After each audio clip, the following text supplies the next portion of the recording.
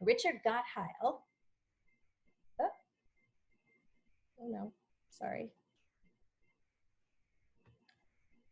There we go. Continued his synagogue's legacy with many very personal donations of books to Columbia. This book comes with a whole story because it was produced by the scribe in apparently 11 copies. Richard Gottheil saw 2 copies and told the book dealer he was working with that he wanted the better one. And he, as he writes in this article about this book, which is very interesting for all sorts of reasons, he was very upset because it seems that the book dealer actually sent him the inferior copy.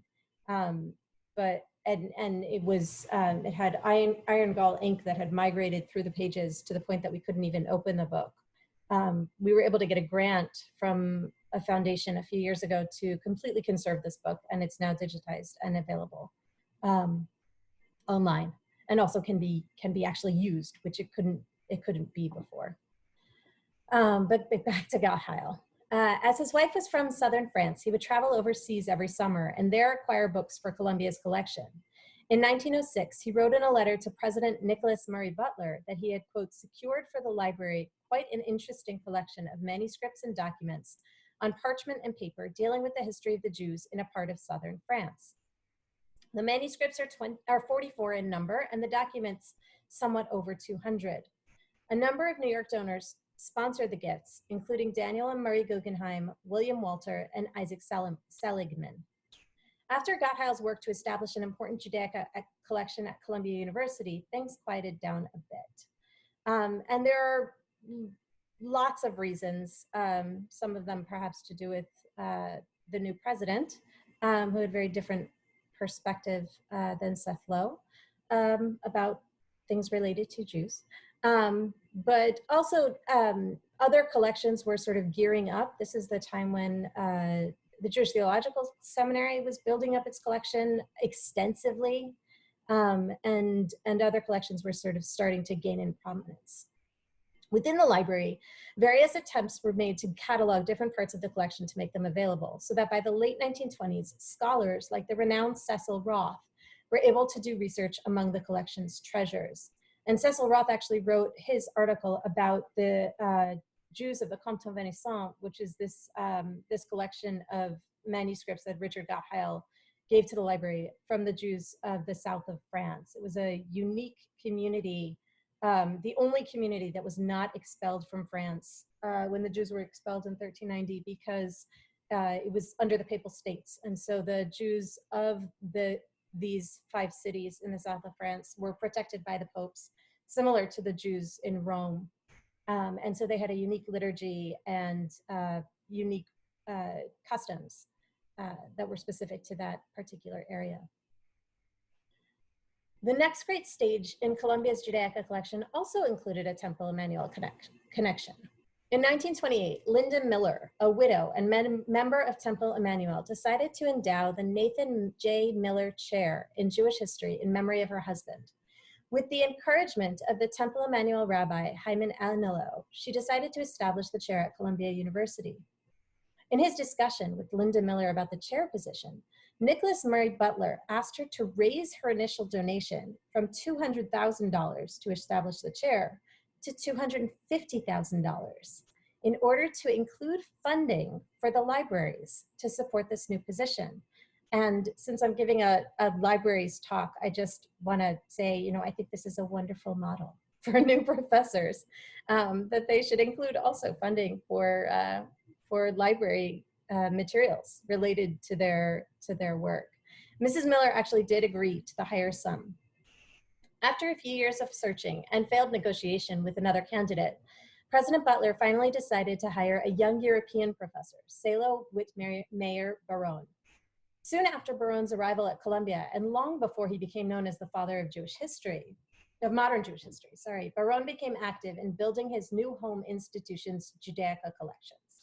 In the annual report of the Librarian for 1932, Baron's goal for Columbia's collection was cited as, quote, a double one: to increase the existing Hebrew collections so as to accumulate a good working library for research students, and to develop the facilities of the library for scholars doing research work in specific fields through the acquisition of manuscripts and rare prints, end quote.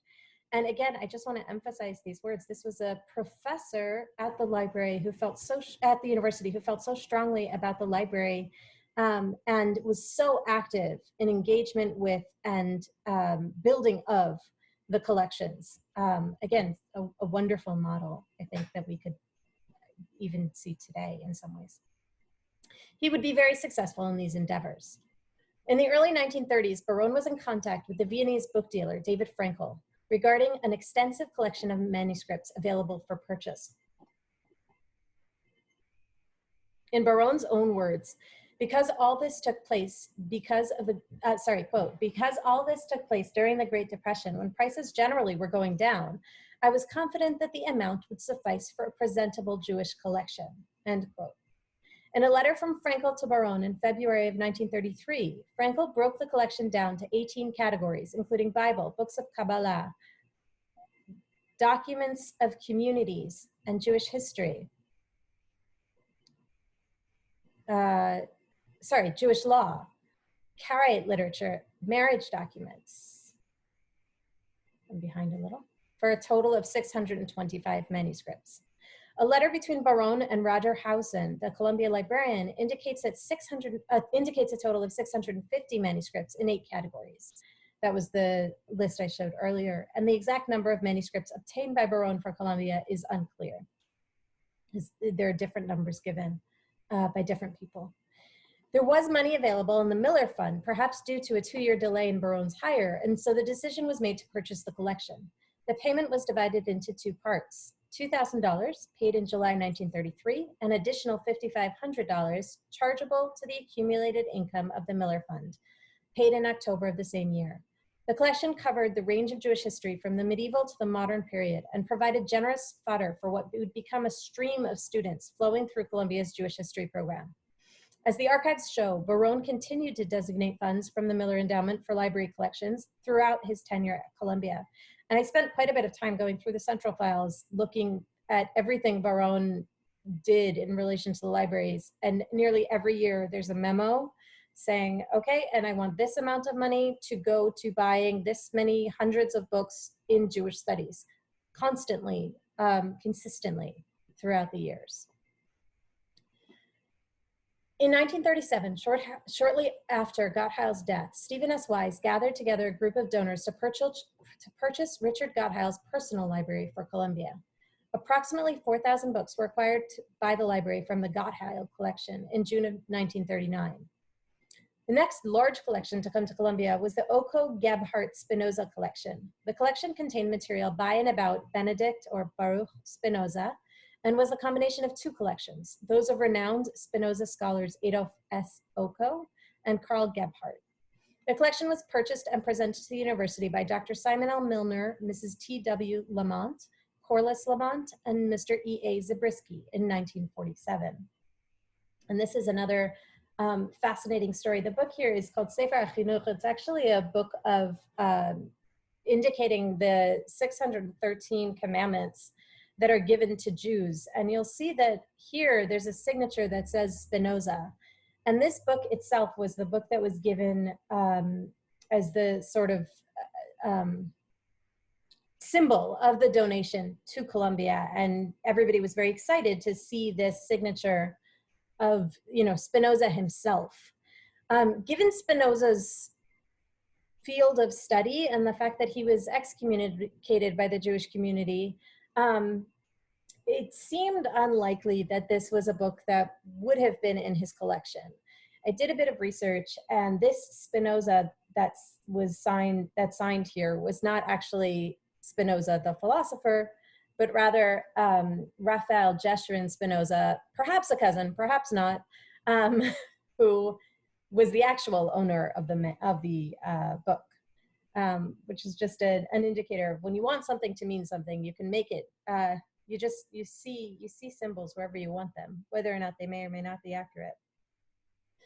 Other smaller donations would follow in the next years, such as Dr. Samuel Schaeffler's donation of 6 14th and 15th century notarial records dealing with the Jews of Apt in Provence, France. So we have these 6 documents, and shortly after I arrived at Columbia, a dealer sold us another 6. And it's very unusual because according to the known history of the Jews of France, there were maybe 10 Jews total in all of Apt in the 14th century. And so a lot of these manuscripts have so much, and I'll just say this over and over, have so much potential for sometimes field-changing research, but they have to be known in order to be studied and used. And that was not the case for a long time because people had no idea what was actually in this collection. Another donation was Professor Yosef Yerushalmi's donation of some Judeo-Persian manuscripts. This is actually a notebook that lifts up, sort of like a notepad. You can see how the paper is lifted up here at the top. And this is liturgical poetry. As the 20th century continued, many archival collections came to the library, including papers and other materials from New York Senator and Governor Herbert H. Lehman, historian and sometime thief Zosa Schakowsky, artist Abraham Newman, Congresswoman Bella Abzug, scholar Yosef Yerushalmi, and many others. In 2008, the Norman E. Alexander Foundation donated $4 million to Columbia University libraries for the acquisition and support of Judaica collections, both rare and general, as well as to create a position for the first ever Judaica librarian to serve Columbia's collections and its users. Today, there are about 125,000 volumes in the general Judaica collection. Our Judaica manuscript collection today houses approximately 1,700 manuscripts, more than the combined holdings of the Judaica manuscripts of Harvard, Yale, and the Library of Congress. And it continues to grow thanks to the generosity of the Alexander Foundation and others.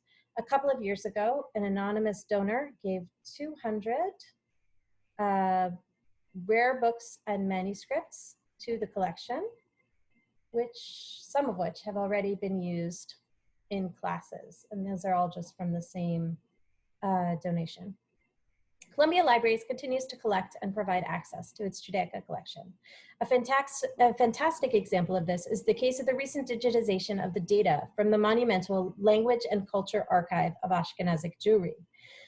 The Language and Culture Archive of Ashkenazic Jewry, which I'm going to call LCAJ here on, was a monumental project aimed at tracing linguistic and cultural differences in Yiddish throughout Eastern and some of Western Europe. The LCAJ was probably the earliest so-called digital humanities project in Jewish studies, utilizing Columbia's brand new computers as early as 1962 for its collection of data.